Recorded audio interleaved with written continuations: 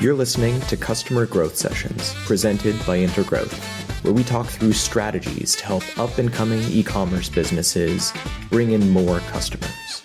I'm your host, Pat Ahern. Let's jump in. Okay, listeners, welcome back. Today, I am thrilled to have George Kapernaros, the founder over at YOCTO agency, onto the podcast to talk to us a little more about email marketing and email segmentation. George, welcome on. Thanks for joining us today. Thank you for having me, Pat. Our pleasure. Before we jump in, talk to us a little about YOCTO. How did you get started and what does YOCTO do? YOCTO is actually a very new agency. The services we provide are what we call retention marketing services. So we focus on email marketing, SMS marketing, direct mail marketing, and even mobile marketing for the companies that use apps. We are mostly in the Shopify ecosystem, mostly within the Klaviyo ecosystem. When I say new company, we actually started doing business in September 2022, but we've been doing very well in that since then. In fact, I'm tempted to say that within Europe, we are considered already one of the best agencies in our space. We have worked with pretty major clients, I would say. For example, Miracare in the US, they're the number one company in the entire America, actually, in their space, femtech company. We are working with Health, major health retailer in the UK, Kilo Health. They were the second fastest growing company in Europe. A bunch of companies, mostly in the health and wellness space. And I myself have been, as of recently, invited in Klaviyo's advisory council for agencies. So we're clearly doing something right, even though we're a young agency, I would say. Listeners are lucky to have you on to share a little bit of insights. One of the things we had discussed pre-recording is really focusing today's episode around email segmentation. So starting out with a really high-level overview on email segmentation, listeners who already know the basics, skip ahead 30, 60 seconds. But George, talk to us a little about email segmentation. What is it and why should businesses be looking into it? Segmentation of any kind, not just email segmentation, is the process of grouping people into buckets that are similar within and different between each other. The reason why you want to do this is so that you can communicate to those groups of people in meaningfully different ways. That's it. And the reason why you want to do this is because obviously if the message is more relevant to that group of users, so will the response and the engagement to the message. Another way to use segmentation, of course, this is for more advanced purposes, would be to analyze the performance of different segments. So not just to message them and treat them differently, but also to see how differently they perform. But fundamentally, that's what segmentation is. So let's say for those who maybe have call it a customer list that they can market to, whether it's by SMS, email, that maybe aren't using segmentation to a large degree, what are some of the introductory workflows that you'd recommend that they look into setting up? Again, whether through SMS, whether email, or any other platform. The most basic and simplest way to start is to take your whole database of users that you have and break it into two broad groups. Those that have purchased and those that have not purchased. That's the simplest way to start because those are two very different user states, right? If someone hasn't purchased, you kind of need to convince them to try the products. And that might mean giving them some sort of education that they might be missing into why they would need the products. It might mean incentivizing them in some way, whether that's a coupon or something else. And then for the existing customers, obviously they've tried the product, right? So the goal now becomes, how do you get them to use the product so that they experience the value proposition of the product, so that they keep buying more of the product or exploring new products that would enhance the value proposition that they just bought. So those are the most simplest customer groups that you can create. I can expand on that if you want. Let's do it. Now that you have those two groups, the next layer of segmentation that you should consider is what we call recency in database marketing. Recency is when did someone last do something? And usually we talk about recency in the context of purchases. When did they last purchase? Now, why do we do that? Clearly, someone that hasn't purchased recently is less valuable than someone that has purchased recently. On an individual level, Recency is, of course, not predictive because you might buy something today and have a terrible experience and thus not buy something tomorrow. But if you aggregate the data into groups and you have recent customers and not recent customers, recency does become predictive. So the recent customer group is much more likely to repeat the purchase than the not recent customer group. What I'm referencing now is true of any sort of behavior. It is true of clicks. It is true of opens. It is true of adding products to the basket. The more recent the behavior, the greater the probability that the behavior will be repeated again in the future. What does this mean? We have our two buckets, non-customers and customers. Now we break those into recency groups. We have recent customers and recent non-customers that they signed up recently or they engaged with the content recently. And then depending on the sophistication that you want to have, you can have many subgroups. So it can be hyper recent, recent, active, lapsing, lapsed. You can break this into multiple different tiers. And what this will do essentially is that it will take those two groups and show you the subgroups within those groups. And those groups will have different value according to how recent they are. Does this make sense? Absolutely. Absolutely. That's the correct way to think about it. And I'm going to make sure that the listeners think about it correctly also. It's not just opened an email in the last 60 days. You have to understand why you want to do that, right? You want to do this because if they opened in the last 60 days, they're more likely to do so again than those that opened in the last 120 days. That's the reason behind it. It becomes predictive, actually. That's brilliant. Now, let's say stepping outside of, call it like maybe direct user interactions that you can monitor associated with your brand and your website. So excluding, let's say, purchase behavior, interactions with like your website, your email marketing.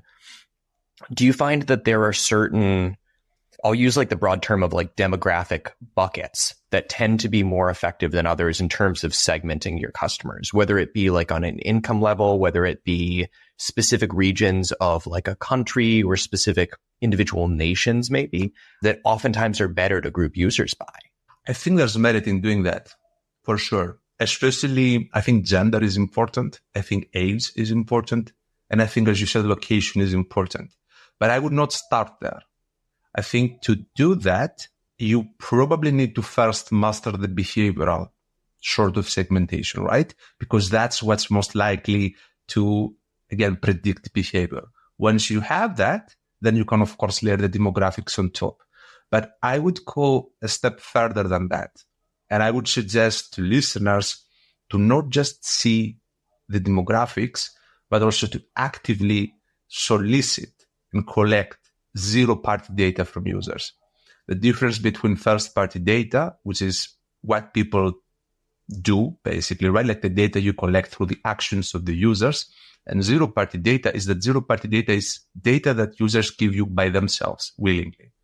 And fundamentally, if you think about it, you can ask all sorts of things from users, but what you really, really want to know is what is your goal? What are you trying to achieve? What is the pain point you are trying to solve? And what other solutions you may have tried before? Like if you know those things, you can pretty much understand how to communicate with the user at a much deeper level. There's all sorts of ways to collect that sort of data. People sometimes do it after the purchase, which does make sense, but I think it also makes sense before the purchase. And the way to do this before the purchase, the easiest way to do this before the purchase is through the mechanisms by which the users subscribe to receive your emails, the pop-ups, if you will. There are technologies now, and they have been around for quite some time actually, that allow you to have multiple steps on those pop-ups. You can actually retain the data. Let's make this visual actually. Imagine that there is a screen that collects your email, right? And then you have following screens that ask questions. Even if they don't complete every subsequent screen, you are still going to keep both the email and the data that they did answer.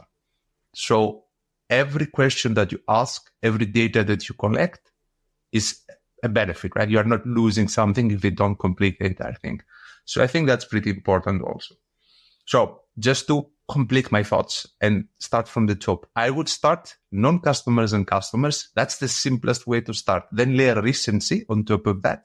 Then go for zero-party data. And then when you have enough size to justify location-specific communication, like different countries, because cultural norms are different. Like there are nuances between the countries, of course. When you are big enough to justify that, then I would go in that direction. Until I go into that direction, I would just use the demographics in broad strokes.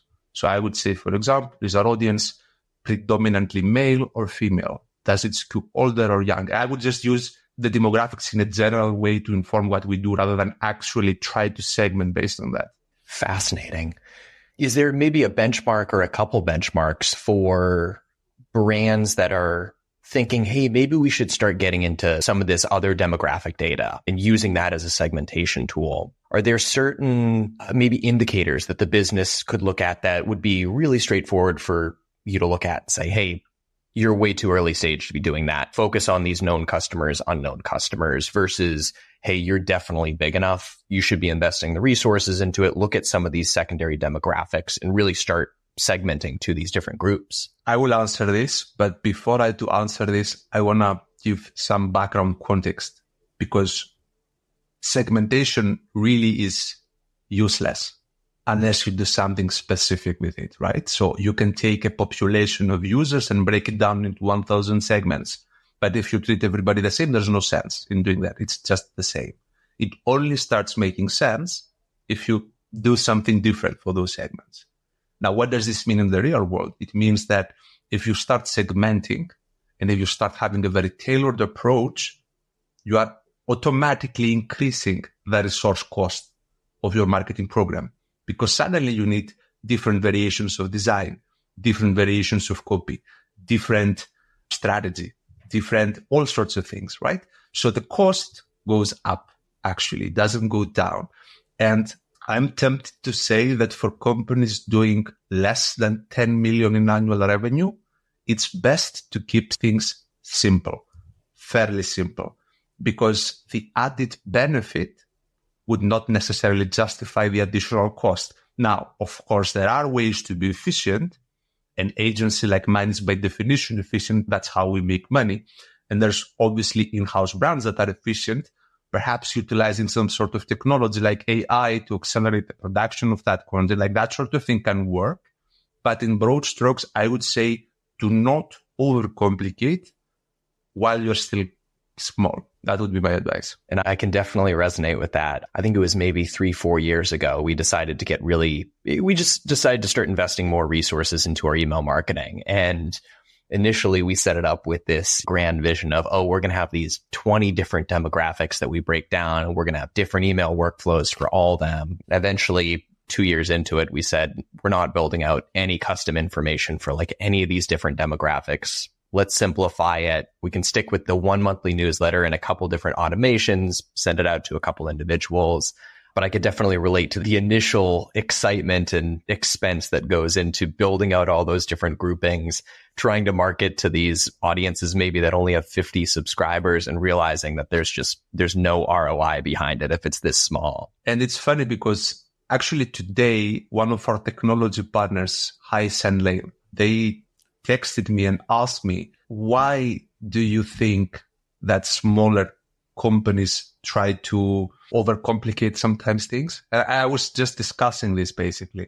And I think what often happens, and smaller companies don't really realize this, is that if you do something that's pretty robust and pretty detailed and complex, you are actually also increasing the chance of human error, right? If you do not have the know-how to do the super advanced strategy, it might end up causing more issues than value, ultimately. So again, just to go back to my initial point, I would say that for most companies, as simple as it may sound, the best approach is this: non-customers and customers, recency tiers, and then if you want to go fancy, you can also include a monetary value layer, which basically means how much money have the customers spent, because you have customers that don't really spend a lot, right? And customers that do spend a lot. And those are, again, two different groups that should likely be differently treated, right? But beyond that, I don't think it would make that much sense. Definitely. It's funny that you mentioned SendLane. We had Jimmy, the founder, over on the podcast. I think it was the first episode we released, and he echoed a lot of that same sentiment. One of my big takeaways from what he shared is, hey, we see a lot of brands that are doing these, like early stage brands that are doing these really sophisticated things, but like probably not worth the cost and the resources they're putting into it. Keep it simple starting out, build out these initial couple of workflows.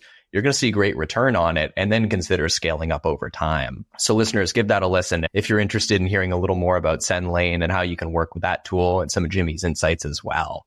But yeah, definitely agree with that sentiment that better to not overcomplicate it in the early stages. So let's say with these two broad segments of the known customers and then unknown customers or potential customers, maybe what are some of the initial workflows that you'd recommend building out, whether it's automated, whether it's manually done, for these two different buckets, for these early stage brands that are looking to get these first couple of, call it these first two automations up and running? Do you want to focus on the automations piece or to the manual campaigns piece? Because those are two different things. Oh, great question. I'd love to dive into both. Let's start out with automations. Okay. When it comes to the automations, it's pretty straightforward, I would say. For the non-customers, what you really want to do is have a way to acquire them, first of all, right? So you need a lead capture mechanism. Now, that can be a pop-up that gives some sort of financial incentive, can be a lead magnet, can be a number of different things. But what you want, first of all, is a way to acquire them. Then you want a series of emails that essentially gives a payoff to the lead capture, right? So if it's an incentive, it delivers the incentive. If it's a lead magnet, it delivers a lead magnet. Like, that's the first step. And then what you want to do beyond that is to explain why they should purchase from your company, whatever it is that you're selling. What are the value propositions that you could highlight, right? And then you should have a series of emails that reflect that.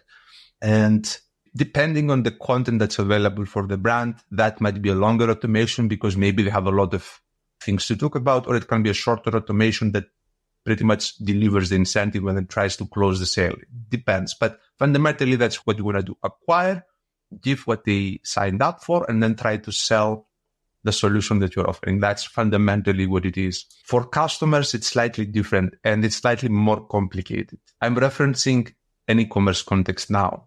The first thing that you want to do is actually have transactional communication, information about the order.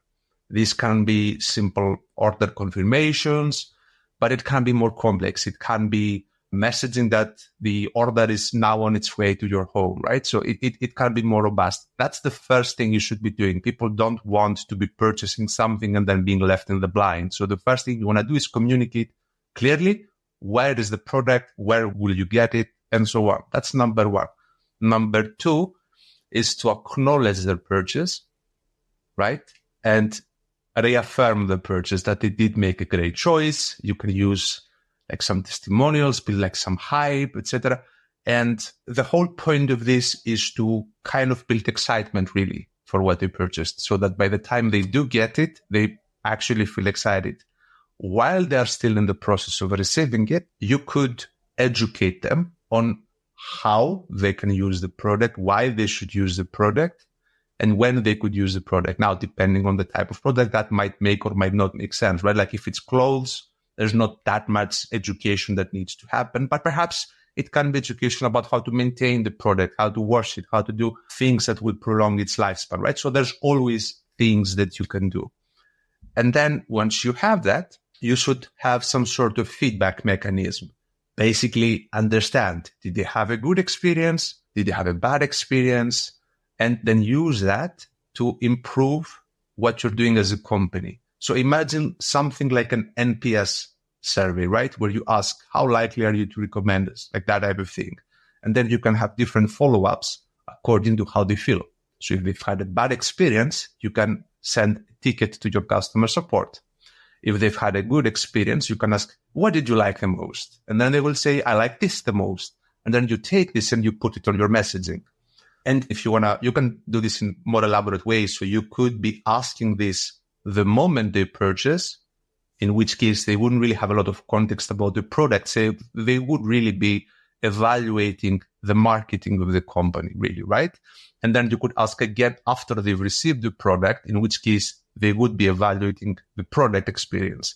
And you could see gaps between those two things and see where marketing creates expectations that the product can't actually meet, and use that to inform the strategy. I think an additional step after that, and you don't need to do all of this in one automation, by the way, right? Like I'm just giving you the full journey, I guess. It can be different automations. But beyond that, what you want to do is either incentivize the usage of the product, give them ways to use the product, because the more they use the product, the more value they experience from it, right? So imagine that you're getting, I don't know, an exercise bike or whatever, right? Sending me workouts to do on the bike would get me to use the bike, which would get me to actually benefit from the bike, which would get me to feel better about the company, potentially explore additional things from the company. Like that type of thing is what I mean. And then beyond that, you also want to help them explore new things on the store. And the simplest way to do that is, of course, to kind of guesstimate. Like if they buy this, what else could they be interested in? You can sometimes make connections intuitively pretty easily. But if a company is bigger and has a lot of SKUs, that's when the data comes in and you see like what product combinations are frequently bought together. And then you start pushing those so that the cross-sells are more data-driven than just guesstimations of what people would like. So that's for the customers. And then for both, you would have what we call the retargeting automations, which are basically triggered based on the website behavior that users have. And the simplest way to do that we all know is the cart recovery emails, right? So they add something to the cart, they did not complete a purchase, boom, they get an email bringing them back to the cart. Now there's layers of intent on the website. If someone just visits the homepage and does nothing else, probably they have lesser intent. If someone views a specific product, maybe they're interested in the product. Adding to cart, even more intent. Starting the checkout, even more intent. You can map all of those and retarget users appropriately at the stage of intent that they're in. And once you have those, I think you do have a fairly robust basic setup for automations. Wow. Let's shift over to the manual campaign setup. How would you recommend that listeners structure their manual campaigns differently? Let's say for those past purchasers versus people whose contact info you have, but don't have a history of making a purchase yet. I think the simplest way to treat those two groups differently is with the incentives that you're giving. The probability of someone that has already purchasing again is much greater than someone that has never purchased, right? So consequently, the amount of discounts and the amount of offers that you should be giving should be smaller because they don't need that necessarily to purchase. Those that haven't yet tried the product, think about it. They signed up through your pop-up. They already see the offer and they did not buy.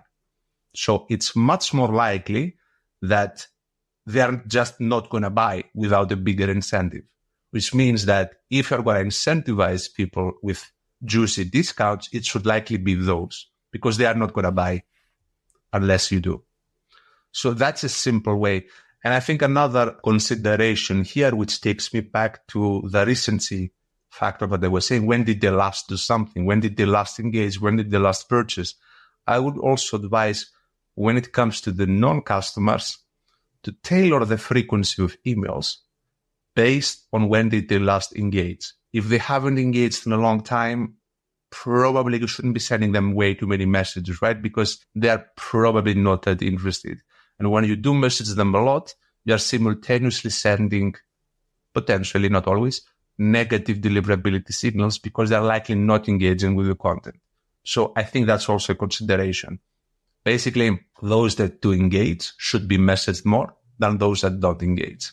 And usually those that don't engage a lot are non-customers that haven't purchased after a reasonable window of time, which would be 3 months, 4 months. Beyond that, there's not that much point. And you can, of course, do it once a month, maybe, or like once every big promotional peak that you want to create. But doing this with every campaign, I think, is a damaging practice. Interesting. And that brings up a follow-up. To your point, Totally makes sense that past customers would be more likely to purchase from you in the future. Do you have certain guidelines that you'll typically share with brands about how to divvy up that resource allocation between sending messages to those past customers versus making sure that you're still going after the new potential customers? Let's say you have 1,000 past customers and 50,000 total subscribers. How would you think about maybe divvying up your time between marketing to those two different groups? First of all, I hope the ratio doesn't look like that, because if it looks like that, it's bad news that you only have 1,000 customers for every 50,000 subscribers. I think the effort should be more geared towards those that do purchase, because again, those that do purchase are more likely to repurchase, right? And when it comes to resource allocation, I'm a big proponent of automated workflows. A lot of what we do when it comes to segmented messaging, right, that can be done through automations. And a way to think about those sort of automations is creating mechanisms that message those that deviate from standard behavior. I will explain. Imagine that the average days between the first and second order are 45, right? People usually pre-buy in 45 days. If someone doesn't do that in 45 days, you can't have an automated message that specifically aims to get them to repurchase. They deviated from the standard behavior. So that type of segmented messaging makes a lot of sense. When it comes to the manual campaigns, again, I'm going back to my previous point. If a brand is not that big, it probably makes more sense to focus more on creating great content that would be broadly appealing to people, rather than try to really create multiple different variations of that content for small cohorts within that audience. That's my opinion. And I think it's the truth. It's not just my opinion. If I were to give a specific recommendation, I assume people want something like very concrete, very specific. I would send one email campaign a week. That's the starting point. Once you have that, and send this to everybody, non-customers and customers. Start like this, send one to everybody. Once you have that, then start expanding 2 campaigns a week. Send that to everybody. You can change the incentives perhaps, but send it to everybody. And then beyond that, only then, once you can comfortably be sending 2 emails a week, then start thinking about really like more tailored communication. And in that direction, again, I would prioritize the existing buyers over the non-buyers. So within that, I want to ask you a little about some of your takeaways from auditing brands, maybe that have done email marketing for 12 months to 5 years, let's say. So you start working with a new consulting client. They've been doing email marketing, let's say, for a couple of years. What are some of the most common mistakes or just opportunities that will typically come up when you're auditing those campaigns and looking just for opportunities to get them more revenue from email? There's different types of problems. And depending on the size of the company, the problems usually are different. What size of company would you like me to focus on? Let's think a brand doing, and you tell me if you want to go with a different number, but let's say 10 million a year in annual revenue. We'll say 10 million US a year in annual revenue. Okay. In that case, probably they're doing something right? Because they've achieved a good level of scale. What I do see happening in those cases, it's a very specific problem because the size of the company is very specific, is that they've usually rushed to introduce a lot of new technologies. They may have, for example, Klaviyo as their ESP, as their main platform, but then they've plugged on top of that a loyalty platform, a reviews platform, a quiz, subscriptions, referrals, ID resolution, like all sorts of different things. And what happens sadly in those cases is that they don't really do much with those technologies, right? So they come to you and they say, oh, can you please put a loyalty program to our system? Like you're the technology company, right? And the CSM, the customer success manager of the technology company, might give them like a basic setup that, okay, we're going to do this, and then they forget it.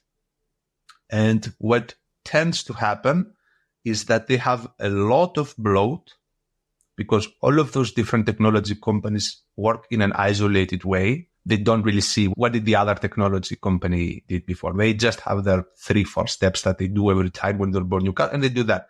And what ends up happening is that they may have 40 different automations that might be overlapping, that might be creating jarring user journeys, and are ultimately not, they might be cannibalizing each other also. I see that a lot, stealing revenue from each other, and then both reporting that they create things like that. And then the effort is just dying after the initial setup, like nothing happens. So it's a lot of wasted money in all of those subscriptions and a lot of underutilized potential in actually doing something with that loyalty program or doing something with that referral program or doing something with that quiz that you set up on the page, right?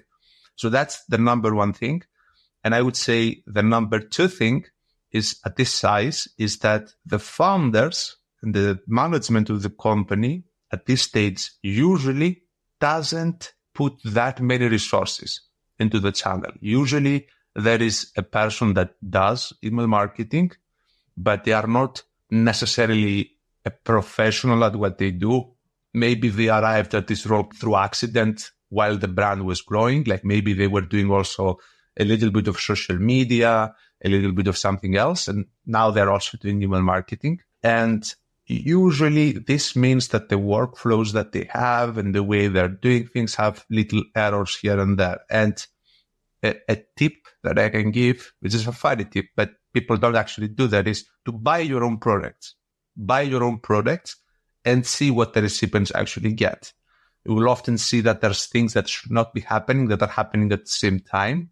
And yeah, it can really help troubleshoot things. So they don't put that many resources and it creates a mess, basically. That's what I would say. So within that, it sounds like really one of the biggest things that'll happen, that business that's doing 10 million a year in annual revenue, is maybe they're operating with a tool set and operating with a layer of sophistication that is just at that moment of their business stage a little bit unnecessary. And oftentimes they'd be better off actually just scaling things down, making sure they're doing the fundamentals extremely well, and then looking to gradually kind of rebuild some of these systems from there. I have very strong thoughts on that. I do not blame the companies. I blame the technology companies that sell the solutions for that, because what they do is that they overpromise a lot of things. And from the founder's point of view, it makes sense. If someone tells you're going to get 50% ROI on this, of course, like you're going to give it a try, right? But the reality is not often that. So it's not that the setup is complicated or unnecessary. It's that they do not necessarily do it in an intentional way, which stems, I think, from the technology companies overselling the capabilities of their solutions and underselling the resource that it would take to actually maximize them. That's my view on this. And through the discussion, I said quite a few times, keep things simple, like, oh, you don't need all of those tools and all of that. And I don't want the main message to be that none of it has value, because of course it has value. There's a lot of value there. It's just that to truly harness the value, you need to know what you're doing ultimately. And it's best to start small in a level where you're comfortable with, and then get professional help when you want to expand on that, rather to rush into doing things without really knowing how to do them properly, because that does create problems that are actually harder to correct later on. And what I'm hearing from that is really make sure you get the fundamentals right. And then from there, look to hire that expert who's going to help you to take it to the next level. Exactly. I'm not saying this because that's the service of my company. Right? Like, you don't need to work with an agency. There's tons of great consultants that you can get for a more affordable rate. You can get in-house experts. It's not about getting our service. It's about getting know-how, just like you would get know-how for SEO, for paid media, for any other initiative that you might be doing, for the products, right? Like, you have people that talk to the suppliers or manufacturer. It needs investment, right? It's the same with the channel. It's the same with the channel. It's not as easy as you would think. You can get, of course, again, the basics you can do, but beyond that, there's complexity. Well, George, this has been phenomenal. Thank you for coming on the show today. Before we let you go, let me ask, how can listeners best get in touch with you if they either want to learn about YOCTO or just want to be able to hear more of your insights? They should connect with me on LinkedIn. I'm quite active on LinkedIn. I do want to start being active on Twitter, on X, I should say, but I haven't done this yet. So LinkedIn would be the best way to contact me directly. And then when it comes to the agency services and like everything that we do as a company, they can head over to YOCTO.agency. This is our website. And everything is laid out in a super clear way, how we work. We have case studies. We have everything there. And yeah, that's the best way to get in touch. And listeners, we'll include links in the show notes just to make it a little more straightforward to reference. So George Kapernaros from YOCTO Agency. George, thank you for coming on today. Thank you for having me. Thanks for tuning in to Customer Growth Sessions. If you found it helpful, subscribe and give us a review. It helps us to grow the show. Looking for more SEO guidance on how to grow your business? Contact us at intergrowth.com/estimator or email me directly. You can reach me at pat@intergrowth.com. That's all for today. We'll see you again soon.